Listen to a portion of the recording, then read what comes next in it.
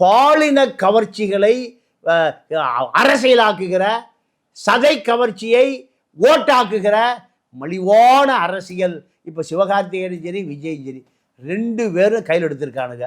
இந்த நாட்டினுடைய நிலைமையை நினச்சி பார்த்தா எம்ஜிஆரையே நம்மளால் ஜீர்ணிக்க முடியல, அண்ணாதுரையவே ஜீர்ணிக்க முடியல.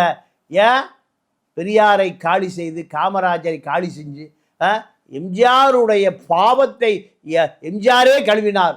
ஈழத்துக்கு தூக்கி தூக்கி கொடுத்தார், கோடி கோடியாக கொடுத்தார். அப்பாவி மக்களை ஏமாற்றவே இல்லை எம்ஜிஆர் கடைசி வரைக்கும். ரேஷன் கடையில் எம்ஜிஆர் ஆட்சிக்கு வந்ததுலேருந்து மரணம் அடைகிற 87 வரைக்கும் எந்த பொருளும் விலை கூடவே இல்லை, ரேஷன் போடலை. ஏன் ஒரு கம்யூனிஸ்ட் தலைவர் போய் சொல்கிறார், எனக்கு பேர் மறந்து போச்சு.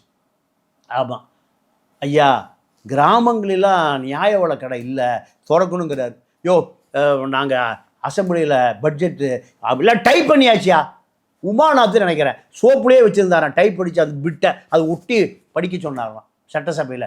அதை சட்டமாக்கி கிராமங்கள்லாம் நியாய விலை கடையில் அரிசி உப்பு புளி பாமாயில் கொடுத்தார் எம்ஜிஆர். அவர் செய்த பாவம், அண்ணாவை முதலமைச்சர் ஆக்கியதனுடைய பாவம். திரைப்படத்துறையில் கொண்டு போய் பெண்களுடைய இடையில் கேமரா வச்சுட்டு படுத்துருவான் டைரக்டர், கேமராமேனும் படுத்துருவான். இந்த அசிங்கங்கள் பூரா உதயநிதி ஒரு பெரிய தலைவர், அடுத்து விஜய் ஒரு 2 பேருக்கு தான் போட்டி.